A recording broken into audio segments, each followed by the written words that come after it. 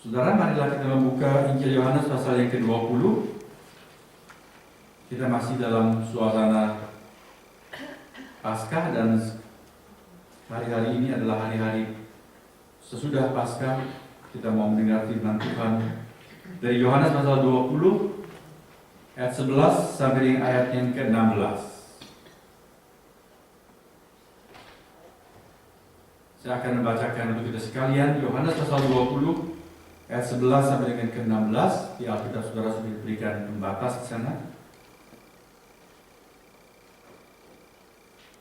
Demikian catatan Injil menurut Yohanes. Ayat 11. Tetapi Maria berdiri dekat kubur itu dan menangis. Sambil menangis, ia menjenguk ke dalam kubur itu. Dan tampaklah olehnya dua orang malaikat berpakaian putih, yang seorang duduk di sebelah kepala dan yang lain di sebelah kaki di tempat mayat Yesus terbaring. Kata malaikat-malaikat itu kepadanya, "Ibu, mengapa engkau menangis?" Jawab Maria kepada mereka, "Tuhanku telah diambil orang, dan aku tidak tahu di mana ia diletakkan." Sesudah berkata demikian, ia menoleh ke belakang dan melihat Yesus berdiri di situ, tetapi ia tidak tahu bahwa itu adalah Yesus. Kata Yesus kepadanya, "Ibu, mengapa engkau menangis? Siapakah yang engkau cari?" Maria menyangka orang itu adalah penunggu taman, lalu berkata kepadanya, "Tuhan, jikalau Tuhan yang mengambil dia, katakanlah kepadaku, di mana Tuhan meletakkan dia, supaya aku dapat mengambilnya." Kata Yesus kepadanya, "Maria." Maria berpaling dan berkata kepadanya dalam bahasa Ibrani, "Rabuni," artinya guru. Demikianlah catatan firman Tuhan. Berbahagialah kita yang mengerti dan yang melaksanakan prinsip-prinsip yang Tuhan ajarkan kepada kita. Amin. Mengapa engkau menangis? Atau mengapa Anda menangis? Itulah tema khotbah yang hendak kita renungkan bersama-sama pada sore hari ini. Saudara, tema khotbah ini diangkat dari pertanyaan yang diajukan sebanyak 2 kali kepada seorang wanita yang bernama Maria Magdalena di subuh Paskah yang pertama. Jadi persis pada hari kebangkitan Tuhan Yesus, di pagi buta, Maria Magdalena datang ke kubur dan dia menemukan kubur sudah dalam keadaan kosong. Maria sangat galau dan risau sekali hatinya dan dia menangis. Lalu pertama kali pertanyaan diajukan oleh malaikat, "Mengapa engkau menangis, Ibu?" Dan kemudian kedua kali oleh Tuhan Yesus sendiri yang Maria tidak kenali. Dan Tuhan bertanya kepada Maria, "Ibu, mengapa engkau menangis?" Saudara, apa maksud pertanyaan ini? "Hai Ibu, mengapa engkau menangis?" Apa maksud pertanyaan ini? Kita akan merenungkan hal ini dalam khotbah berikut, saudara-saudara. Yang pasti, baik malaikat maupun Tuhan Yesus bertanya demikian kepada Maria, itu bukan melarang Maria untuk menangis. Tidak ada larangan untuk menangis. Menangis itu normal. Dalam salah satu quotes atau kata-kata mutiara, seorang pernah berkata demikian, "Jangan pernah minta maaf karena menangis. Tanpa emosi itu, kita ini hanya robot saja. Kita bisa menangis karena kita bukan robot. Kita ada perasaan." Menangis adalah bahasa ketika mulut sudah tidak bisa mengucapkan apa yang dirasa di dalam hati, maka diungkapkan melalui air mata yang diteteskan. Ada pepatah India yang berkata, sebelum kita dapat melihat dengan sepantasnya melihat, artinya melihat dengan benar, kita lebih dahulu harus meneteskan air mata untuk membersihkan jalan, baru kita bisa melihat dengan jelas. Orang-orang Yahudi mempunyai peribahasa begini. What soap is for the body, tears for the soul. Seperti sabun untuk membersihkan tubuh, demikianlah air mata itu untuk membersihkan jiwa. Menangis itu normal. Bahkan Tuhan Yesus sendiri pernah menangis. Kapan Tuhan Yesus menangis? Saudara tahu? Kapan Tuhan Yesus pernah menangis? Tentu waktu dia dilahirkan pasti dia menangis. Oke? Kapan dia pernah menangis? Ketika Lazarus meninggal dunia. Dia datang menengok Marta dan Maria. Lalu Tuhan Yesus melihat kepedihan mereka, kedukacita mereka. Tuhan Yesus penuh bukan cuma simpati, tetapi empati. Dia menempatkan diri bersama dengan mereka. Lalu ada ayat yang paling pendek di dalam Alkitab, Yohanes 11 ayat 35. Cuma 2 kata. Bahasa Indonesia 3 kata. Maka menangislah Yesus. Dalam bahasa Inggris cuma 2 kata. Jesus wept. Itu ayat yang paling pendek. Jadi kalau mau belajar hafal ayat, belajar dari ayat yang paling pendek, Yohanes 11 ayat 35. Maka menangislah Yesus. Ayat yang sangat pendek sekali. Tuhan Yesus pun menangis. Dan bukan cuma sekali dia menangis. Di dalam Ibrani pasal 5 ayat 7 ditulis di sana, dalam hidupnya sebagai manusia, ia telah mempersembahkan doa dan permohonan dengan ratap tangis dan keluhan kepada Dia yang sanggup menyelamatkannya dari maut. Tidak terlalu jelas kapan Tuhan Yesus mempersembahkan doa dan permohonan dengan ratap tangis, tetapi kita boleh menafsirkan kemungkinan besar itu adalah tatkala dia bergumul di Taman Getsemani. Dia 3 kali berdoa, kalau boleh cawan yang pahit ini lewat, jangan aku minumnya. Rupanya dia berdoa di dalam pergumulannya itu dengan ratap tangis, sungguh-sungguh memohon kepada Bapa, sebab kematian di kayu salib ditinggalkan oleh Allah bukan sesuatu yang sangat ringan. Itu sungguh sesuatu yang akan membuat hati Tuhan Yesus hancur.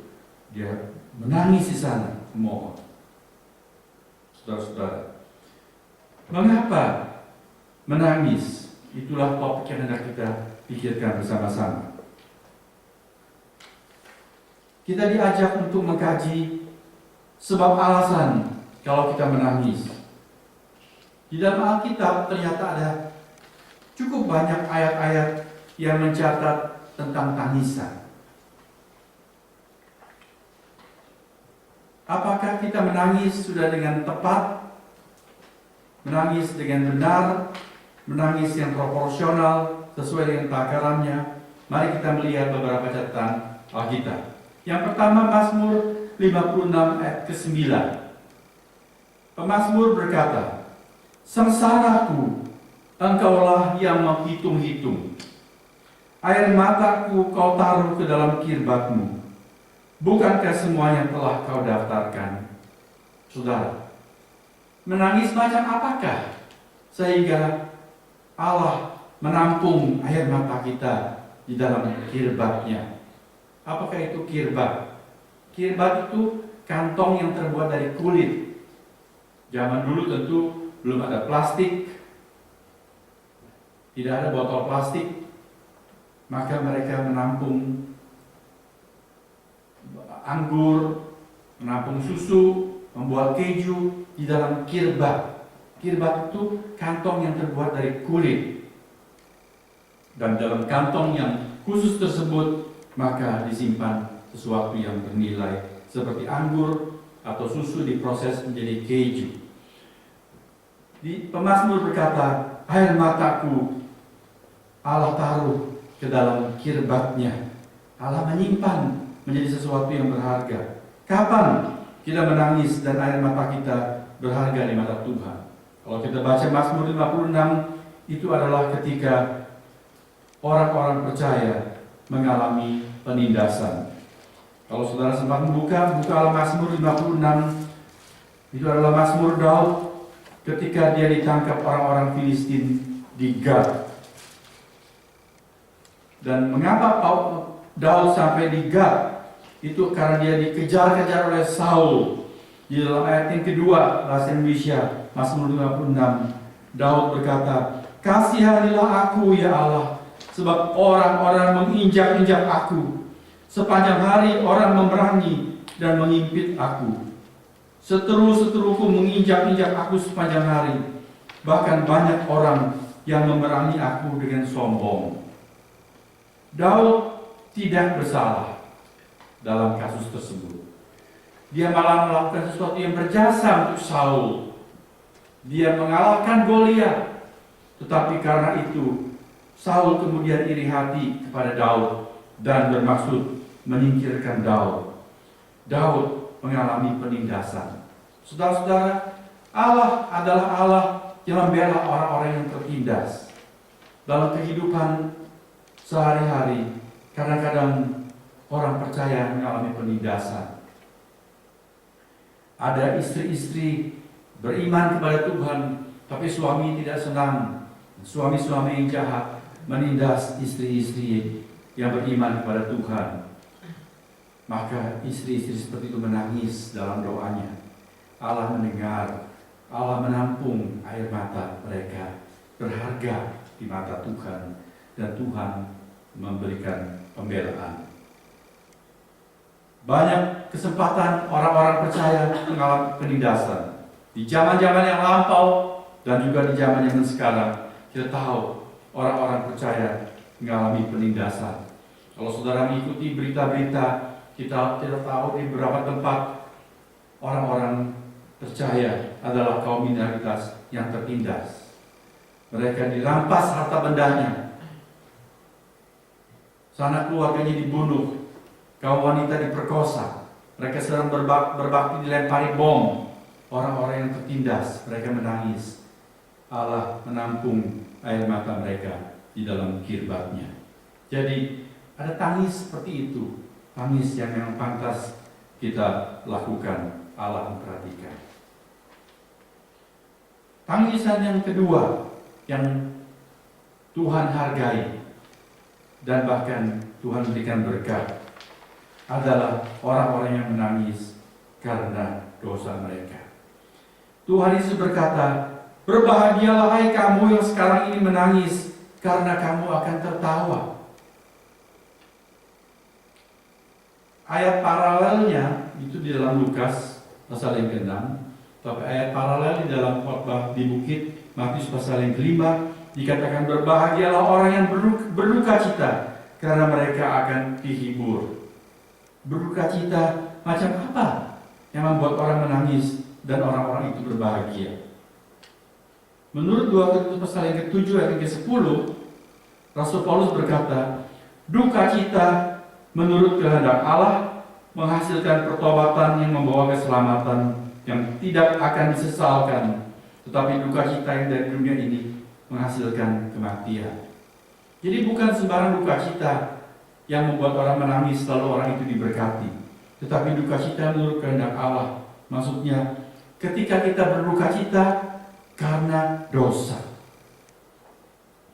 Dan bukan cuma kita menangis karena kita mengalami kerugian akibat dosa. Ada orang bisa menangis karena dosa, dikatakan misalnya dia berjudi. Judi kemudian sampai mata gelap, habis-habisan, lalu dia jual harta bendanya, dia jual perhiasan untuk berjudi lagi. Dia masih kalah juga, lalu dia berhutang kepada orang lain, dia tetap main judi, akhirnya kalah. Akhirnya dia bangkrut, sudah tidak bisa bayar lunas semuanya, dan dia menangis di sana. Menangis bisa ada dua macam dalam keadaan seperti itu. Menangis karena, aduh, aku sudah mengalami kerugian, habis-habisan. Sekarang malah mungkin dia dituntut di depan pengadilan, dia ditangkap polisi dan lain sebagainya. Dia menangis karena mengalami akibat. Bukan tangis seperti itu yang Allah berkenan, tapi duka cita karena dia berdosa dan dosanya menyedihkan hati Tuhan. Bukan karena akibat dia kehilangan harta benda atau mengalami akibat karena kesalahannya, namun karena dia memikirkan hati Allah. Dia tahu dia mendukacitakan Roh Kudus dan meninggikan hati Allah. Pengharapan akan ada hasil dari penderitaan karena disiplin ilahi itu menghasilkan berkat. Sejajar dengan itu, Mazmur 126 ayat 5 dan 6 mengatakan demikian. Orang-orang yang menabur dengan mencucurkan air mata akan menuai dengan bersorak-sorai. Orang yang berjalan maju dengan menangis sambil menabur benih pasti pulang dengan sorak-sorai sambil membawa berkas-berkasnya. Apakah maksud pemazmur di sini? Saudara, Mazmur 126 adalah mazmur yang diubah ketika umat Allah dikembalikan dari pembuangan di Babel. Saya bacakan mazmur tersebut. Ayat yang pertama. Ketika Tuhan memulihkan keadaan Sion, maksudnya keadaan Israel atau umat Allah, keadaan kita seperti orang-orang yang bermimpi. Pada waktu itu mulut kita penuh dengan tertawa dan lidah kita dengan sorak-sorai. Pada waktu itu berkatalah orang di antara bangsa-bangsa, Tuhan telah melakukan perkara besar kepada orang-orang ini. Tuhan telah melakukan perkara besar kepada kita. Maka kita bersukacita. Lalu orang-orang itu berkata, orang-orang yang menabur dengan mencucurkan air mata akan menuai dengan bersorak-sorai. Maksudnya apa? Saudara, mereka itu mengalami disiplin Allah. Dulu mereka bandel kepada Allah.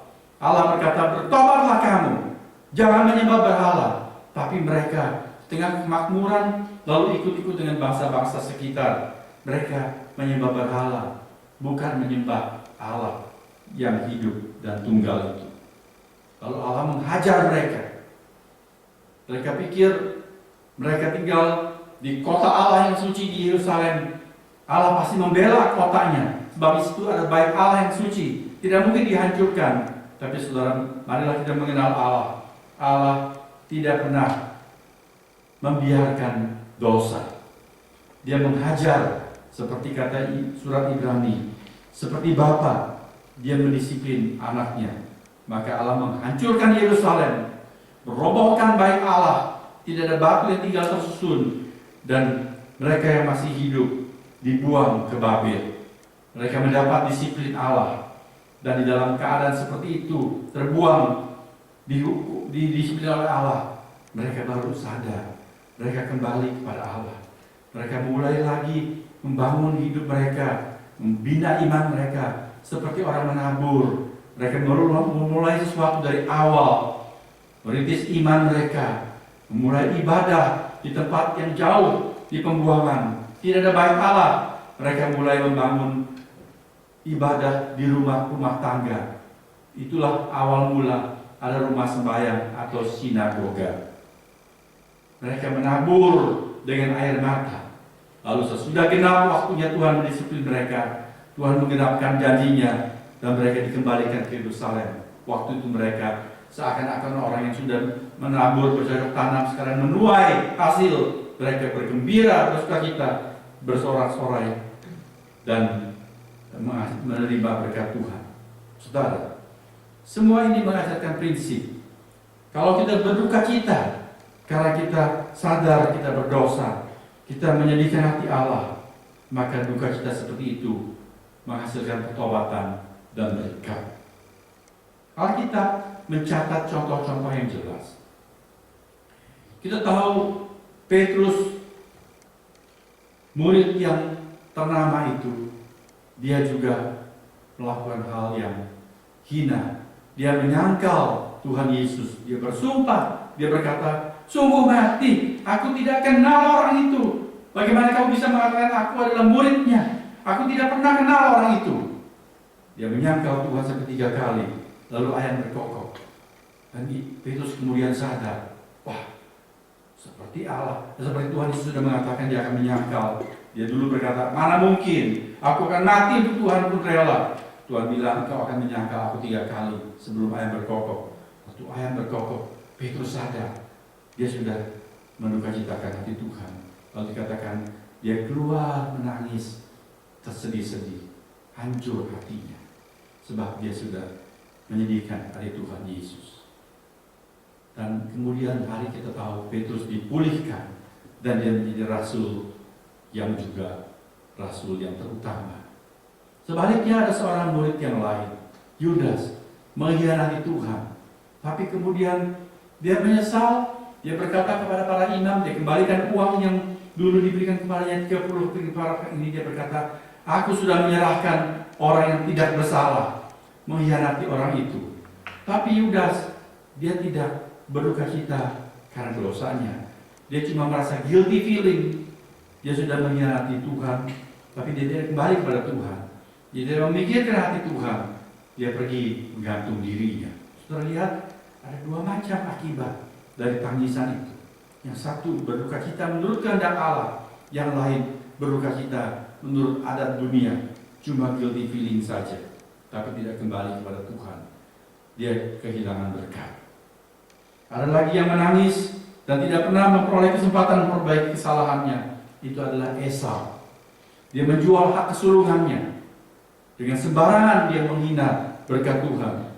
Dikatakan dia tidak beroleh kesempatan untuk memperbaiki kesalahannya, sekalipun dia mencarinya dengan mencucurkan air mata. Saudara, tidak ada orang yang tidak pernah menangis. Kadang kita menangis di depan umum, tapi ada orang yang menyimpan air matanya, menangis di kamar mandi, menangis di malam yang sepi. Ada yang berkata, aku suka berjalan di bawah hujan, karena waktu aku menangis itu tidak kelihatan sama-sama dengan air hujan. Tapi tidak ada orang yang tidak pernah menangis. Tapi mengapa kita menangis? Kita perlu merenungkan itu. Kita kembali kepada pembacaan Alkitab yang menjadi bahan renungan ini. Di sana ada kasus Maria Magdalena. Dia ke kubur untuk menabur bunga dan merempah-rempahi jenazah Tuhan Yesus. Tapi dia menemukan kubur sudah kosong. Jenazah Tuhan tidak ada. Lalu Maria menangis. Malaikat bertanya kepadanya, hai ibu, mengapa engkau menangis? Mengapa Maria menangis? Tuhan Yesus juga bertanya kepada Maria, ibu, mengapa engkau menangis? Siapa yang engkau cari? Tuhan hendak menyadarkan kepada Maria, apakah sungguh perlu dia menangis pada saat itu? Maksud pertanyaan ini, mengapa engkau menangis pada saat kamu sepatutnya bersuka cita, berbahagia, karena kamu tidak patut menangis pada saat itu. Mengapa saudara-saudara? Karena Tuhan Yesus sudah bangkit dari antara orang mati. Maria tidak perlu menangis sebetulnya. Tetapi mengapa dia menangis? Marilah kita mempelajari. Dia menangis karena dia mempunyai konsep yang keliru. Dia datang ke kubur tersebut mencari jenazah Tuhan Yesus. Padahal Tuhan Yesus sudah bangkit. Dia pikir Tuhan Yesus tinggal dalam kubur tersebut. Lalu dia pikir pasti ada orang yang memindahkan mayat itu. Dan dia hancur hati. Dia kehilangan. Dia ingin mendapatkan kembali jenazah Tuhan Yesus. Itu jelas sudah salah kaprah. Mengapa itu terjadi? Karena dia tidak ingat janji Tuhan. Dia tidak cukup memperhatikan firman Tuhan. Tuhan sudah berkata, memang aku akan ke Yerusalem, ditangkap, diserahkan ke tangan orang-orang berdosa, disalibkan, mati dan dikuburkan. Tetapi bukan titik, koma. Namun pada hari yang ketiga, aku akan bangkit dari kematian. Maria tidak ingat bagian ini. Oleh sebab itu dia punya konsep yang salah. Tuhan sudah mati, jenazahnya tidak ada, pasti ada orang yang ambil. Dia berkata, Tuhanku telah diambil orang. Saudara, apakah mungkin Tuhan kita diambil orang dari kita sehingga kita kehilangan Tuhan? Ini konsep teologis jelas yang salah kata. Tuhan itu bukan berhala. Di dalam kitab Kejadian kita mendapat catatan mengenai keluarga Yakub. Waktu Yakub lari dari Esau, lalu di sana dia kerja kepada omnya yang bernama Laban. Lalu dia menikahi anak-anak Laban. Waktu Yakub mau pulang ke Kanaan, Rahel mencuri berhala ayahnya. Lalu Laban marah sekali. Kemana berhala aku itu? Dan Rahel menyembunyikan berhala tersebut. Saudara, kalau berhala itu bisa diambil orang, tapi Tuhan kita itu bukan berhala, yaitu pencipta. Dia itu sumber hidup. Bagaimana dia bisa diambil orang? Maria Magdalena mempunyai konsep yang salah kata, karena dia tidak mempunyai dasar firman Tuhan yang cukup pada saat itu. Jikalau kita tidak mempunyai dasar-dasar firman Tuhan yang cukup dalam kehidupan kita, cepat atau lambat, saudara, kita akan mengalami duka cita. Kita akan menangis, tapi sebetulnya kita tidak perlu menangis. Ambil contoh misalnya dalam perkabungan, orang yang kita kasihi meninggal dunia. Ada orang-orang Kristen yang menangis sampai seperti tenggelam dalam air matanya. Ada yang terganggu ingatannya karena orang yang dikasih meninggal. Ketika saya melayani di Makassar, kadang memimpin perkabungan dan pemakaman, ada di sebuah kuburan, ada satu makam yang terawat rapi, dan setiap hari ada seorang wanita tua yang pergi dan tinggal di sana. Lalu saya bertanya, mengapa dia setiap hari di sana? Ternyata itu adalah makam anaknya. Perempuan itu hilang ingatan, terganggu ingatannya, karena anak yang dia kasihi meninggal dunia. Lalu dia menjadi gila, dan setiap hari dia ada di kuburan itu menunggui makam anaknya. Rasul Paulus dalam surat Tesalonika pasal yang keempat ayat 13 dia berkata, kami tidak mau bahwa kamu tidak mengetahui atau tidak mengerti tentang mereka yang meninggal, supaya kamu jangan berduka cita seperti orang-orang lain yang tidak mempunyai pengharapan. Saudara, terlebih bila orang yang kita kasihi itu sudah percaya kepada Tuhan Yesus, kita sedih, kita menangis, it's okay. Seperti Maria dan Marta menangis ketika Lazarus meninggal, Tuhan pun tidak menegur mereka. Menangis itu wajar. Tapi kalau sampai kita tenggelam di dalam kesedihan kita sebagai orang beriman, itu sudah salah kaprah. Ada beberapa hal yang perlu kita kaji di sini. Pertama, kalau orang yang kita kasihi sudah beriman kepada Tuhan, dia meninggal dunia, saudara, mungkin karena sakit, dia sakit parah, tidak tersembuhkan kalau dia meninggal, tapi dia beriman kepada Tuhan. Tuhan Yesus berkata, akulah kebangkitan dan hidup. Barang siapa yang percaya kepadaku, meskipun dia sudah mati, dia akan hidup kembali, dibangkitkan pada hari kiamat kelak. Dan orang yang meninggal dalam Tuhan, dia pergi ke tempat yang jauh lebih baik dari dunia yang penuh penderitaan ini. Saudara, kalau anak yang kita kasihi, katakan kita di Indonesia, lalu anak kita mau pergi sekolah ke luar negeri, dia mau pergi sekolah ke Amerika, lalu dia diterima di perguruan tinggi di sini, dan kita ada biaya, dia boleh pergi berangkat ke sekolah di sini, lalu diadakan pesta perpisahan.